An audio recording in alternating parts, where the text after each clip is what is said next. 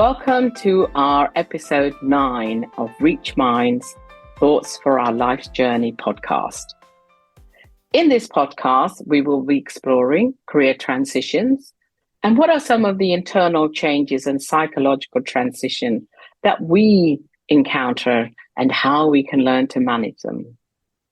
As we all know, that the world of work has changed enormously since COVID, with more people working from home, more people on 0-hours contracts, multiple generations in the workplace, and of course, the arrival of generative AI.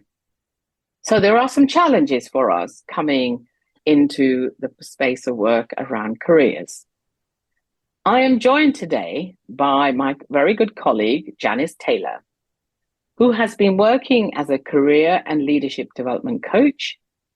So her clients make choices and changes that make them look forward with renewed energy, focus, and resilience. She helps them to develop capabilities to continuously create their future and become more fulfilled. What's more, Janice is currently writing her very first book, The Thin Sandwich, a collection of stories based on her undergraduate career as an engineer. Welcome, Janice. Thank you very much, Nita. I'm delighted to be here. Well, I'm glad that you're here as well. I'm really looking forward to the kind of career transitions that people are going through in 2024. Janice, one of the things I'm interested in is what got you started to work with clients on career transitions? An accident, more or less, to be honest. It was while I was working as an open learning coordinator at a further education college. And I became used to hearing stories from people who were on our courses about why they couldn't take a traditional evening class. And those stories fascinated me. And I was really intrigued about, why is it that you can't attend sort of a day class or an evening class? Why is it that your only option is to perhaps study independently on your own with a supported tutor? And at the same time, a friend of mine showed me the course at Birkbeck University on career counselling and consultancy. And I've always been one for doing courses and training. So I looked at this course and I was immediately really intrigued by it and excited by it. I thought this is something I could do. But unfortunately, the day a week that I would have needed to do this course, my employer wasn't able to give me. They weren't able to allow me to drop down to 4 days.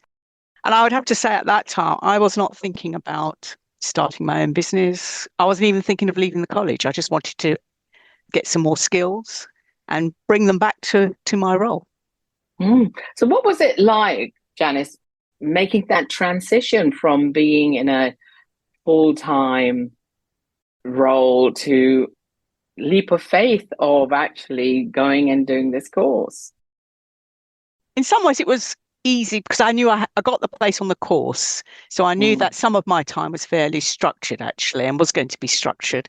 And it was exciting because I was going to be meeting new people, doing something completely different. I hadn't studied for a number of years by this stage.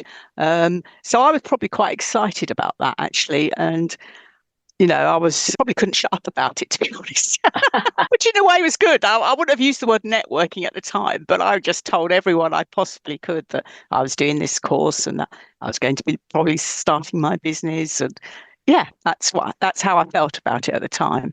Felt like, in fact, that's where my name Blue Sky comes from, because it always reminds me of the day I handed in my notice to my employer and I came out and stood at the steps, the college steps, and looked, and it just happened to be one of those clear blue days, autumnal days. And that's where Blue Sky comes from. Wonderful. I love that, actually. I love that inspiration you got and how present you were as to what you just done and what you were seeing above you, and that gave you that connection with your own company name. What about in terms of any particular authors that might have inspired you during your time of going through your own transition? Do you think that you used or continue to use in your work? Probably more so now than then, actually. But certainly more recently, I've been reading William Bridges, this idea of transitions. And I suppose perhaps it sounds obvious to people, but I love the way he differentiates between external change and internal transition. And perhaps without me realizing, perhaps something had already started to shift for me without me. And it was the external change was my employer saying, no, you can't do this. But internally, I think I was ready to move. And perhaps I think I'd already made a decision. I'm going to move on from this one way or the other. So, yeah. So kind of building on that a little bit, when you're now working with clients, what are some of the patterns and observations have you made about careers today? What's different now than maybe when you started out? I think, in all honesty, I think it's a far tougher environment, actually. I think to even land a job in this day and age, I think there are a number of hoops, it seems to me, that people have to jump through. And I'm not entirely convinced that they're entirely necessary, to be honest. That the number of interviews that perhaps organizations are asking people to go through, the number of different processes, it feels to me a bit over the top. So I think there are a number of hoops that people aren't having to jump through. And they're not always getting a response at the end of it, is something else I've noticed, actually. I think that we're in a world where people are perhaps working from home far more, actually. And perhaps for the younger generation, they're not getting the opportunities to maybe build those networks and those relationships that you might build more within the offices. That's what I certainly remember when I started out in my career, actually. Most of my very good friends today are people I've either worked with over a number of years or people I've studied with. And I do wonder if sort of Generation Z going forward, whether they have that same ability or same opportunity to build those networks actually in that way. I know we have social media, but I'm not entirely sure it's the same.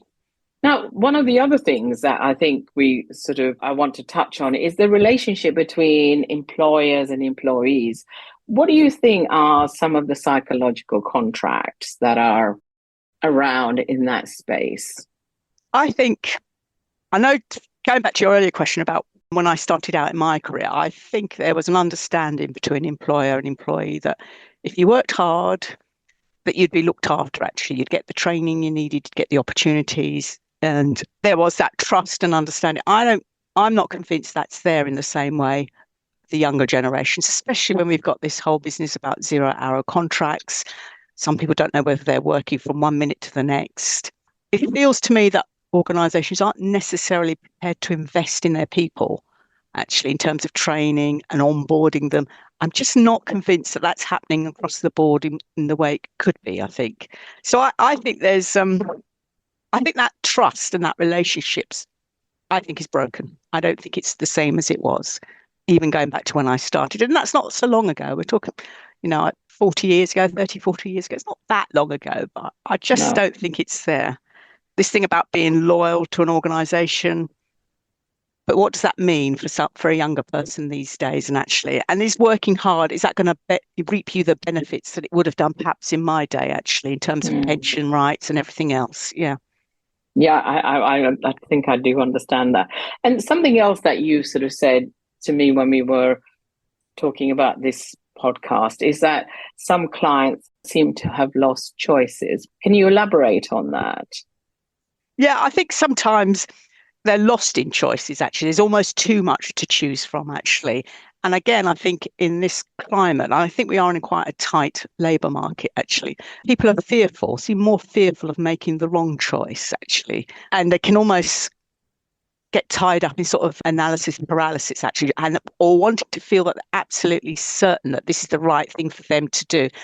And I think you can't always be that certain, actually. Sometimes you've got to take a bit of a leap of faith. But perhaps I think in some ways the world of work is less forgiving, actually, or it's harder and longer to kind of work your way back to where you might have started, I think, actually, unless you've got resources, and not everyone will have those resources in terms of time, finances, networks. Yeah. For some people, it might be easier to make that change. I hear stories about people they've had very successful professional careers, let's say. They've built up some resource, they've got some funds to fall back on, but not everyone's going to be in that situation. And do you think, currently the cost of living crisis make people more conservative about making changes? I think there's more fear around doing that. And, if you're looking at how you're going to pay your bills, whatever there be, you perhaps are less, and you haven't got foundation, let's say. I mean, I think there's I can't remember what the statistic is, but there's people have far less savings or access to savings, like that cushion, I would suspect, especially in this time. So what do you fall back on? Well, you don't necessarily want to be falling back on the state particularly. So yeah, I think people are perhaps more fearful about making the changes, and they don't want to see. They don't want to take the big kind of risk. So one of the other things I wanted to sort of pick up on from our conversation today was, what are some of the changes or the internal changes that you have seen your clients go through in the context of an imposed ending or a choice in terms of their careers? Yeah, absolutely. I think I often think that people fall into two categories here, actually. There are those who almost seem like they'd be rabbits in the headlights, actually, caught in the headlights, not expecting it. And there's a lot of fear around this, actually, and especially if they're facing redundancy. And there's, like I say, there's fear, there can be anger, there can be not denial, actually.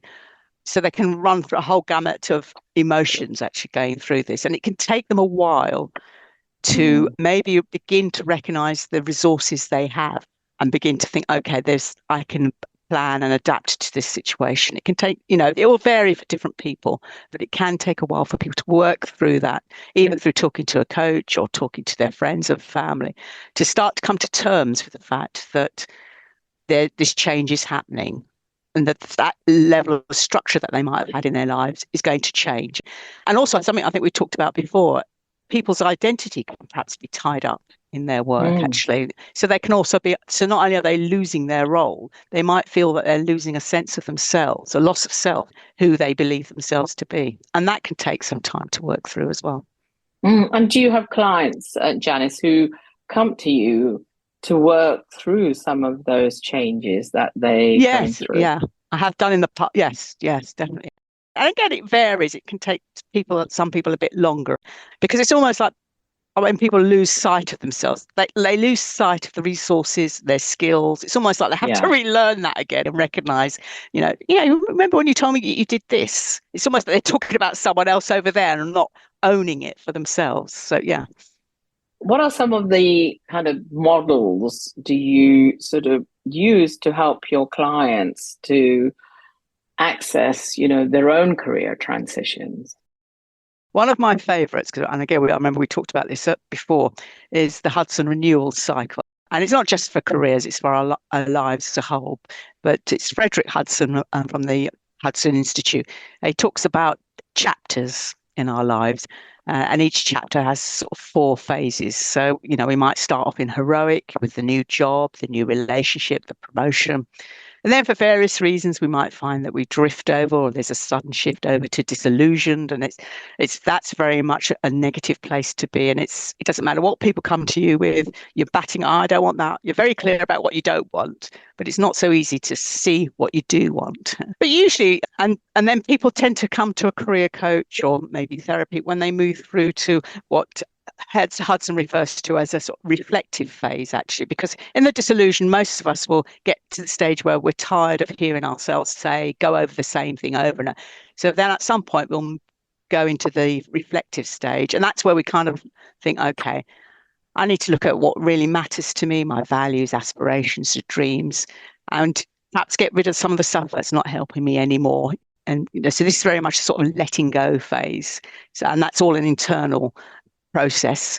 Once we've done that, we've worked through some stuff, we then move through to the revitalize. Okay, I'm clear about where I want to go. I'm clear about what I can leave behind. What's out there for me? And that's a more energizing phase. Let's look at the training. Let's look at who I can network with. So that's one of my favorites, because when I go, it's like holding a mirror up to someone rather than me saying, this is it. People can sort of make sense of this model and think, okay, I can recognize when I've been here and disillusioned, or I can recognize I'm moving towards revitalized. And how long, might it take an individual to work through those 4 different sort of phases, really? I mean, I know it's by individual by Yeah, individual. yeah. Depending on what the initial situation is, it could take up to about 6 months, 3 to 6 months, perhaps, depending on the situation actually, and where that person is. Sometimes people will come through to me and they're perhaps in the reflective phase, but they recognize that they've been disillusioned, because it's helpful to sort of look back and think, okay, a few months ago, that's where I was. Now I'm realizing that I'm wanting to make some deeper changes in my life. Do you have much demand for people coming to sort of do that in terms of wanting career transitions and shifting their jobs and so forth? I would say half and half, actually. Sometimes people just want some help in making sense of where they are and how they've come to be where they are at this moment in time. Some people, it is very much, I need to make a change. I'm not sure where it is. I'm not quite sure what it is. I just feel that something needs to shift. Other times it's people who want some help with building their confidence and their resilience, perhaps in a particular situation. So it can vary, actually, to be honest, Nita. Depending on where they are in the Hudson phase, really. Yeah, so exactly. If they're at the beginning of the journey or at the revitalizing place. Yeah. Or at the end of one particular chapter, actually. Yeah, exactly. Yeah. Absolutely.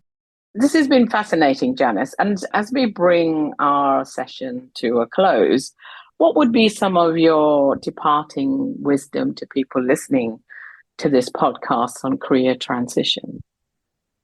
I think start actively exploring your options, dreams, and aspirations, actually, I think would be one of them. You can't just think your way into a new career. I think you've got to take some steps and do something and explore and experiment, actually. That's one of the biggest things that's been coming through to me, actually. I think we can get lost in our heads sometimes and almost become paralyzed by, like I said before, too much choice. Sometimes you just need to take a step and then see where that takes you. And I love what Richard Alderson says in his article, How to Change Career When You've No Idea What to Do Next. And he says, act it out, don't figure it out. What would that mean in reality, Janice? I was fascinated by act it out and don't figure it out. What is it? Yeah. What would it mean? It might mean taking a writing course. It might mean just start writing. I'm thinking about myself, actually. Right. It might mean I can remember I know someone at the moment who is learning to build violins. I remember a friend talking to me a long time ago who took an acting class. Sometimes I think it's about shaking things up and just seeing what a new situation, what that might reveal about yourself by putting yourself in a new, sometimes uncomfortable situation. Because I think it's the same old feeling stuck in the rut that does it for people. So yeah, I had a friend who I know, myself, I've done a couple of stand-up courses, not because I want to be a comedian, but it was just putting myself in a different situation, see what I could learn about myself. So yeah, I think doing something. Does that answer your question? Yeah. Absolutely. I completely get that. I guess I was thinking, I understand the words act it out, don't figure it out, because figuring it out is going around in your head cognitively, thinking about options. However, what you're saying to me is that go and do something, even if it's the craziest thing or something you've never done before. Shake the tree. And then you can reflect on that afterwards, actually. So it's, rather than living constantly in your head, you can do something, and then the reflection will come in afterwards. Okay, what did I learn about myself by doing that? How did I surprise myself?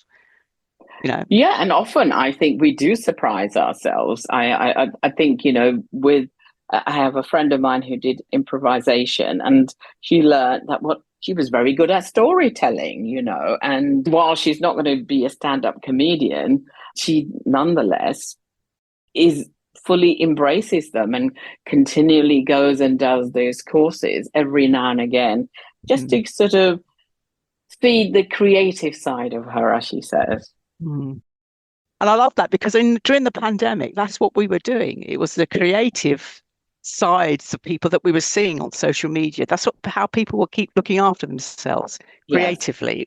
That's what we were doing. Absolutely, rather than doing nothing at all, I think, in our heads, really. Yeah. We're going to put some resources up for them, for people to read. Yeah. Is there anything else that, you want to say as a final thing? that I don't think so. I think that's, I'm just really thank you for thinking of me for include me in your podcast. But yeah, I do think it's important for people to recognise the resources they have actually, and if they need extra support with that, then find that career coach or that person that you can talk with and start the ball rolling.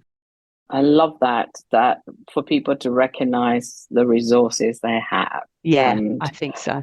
I think that is beautiful. Thank you very much, Janice. I've enjoyed listening and hearing about your journey and how that connects with the work that you're doing.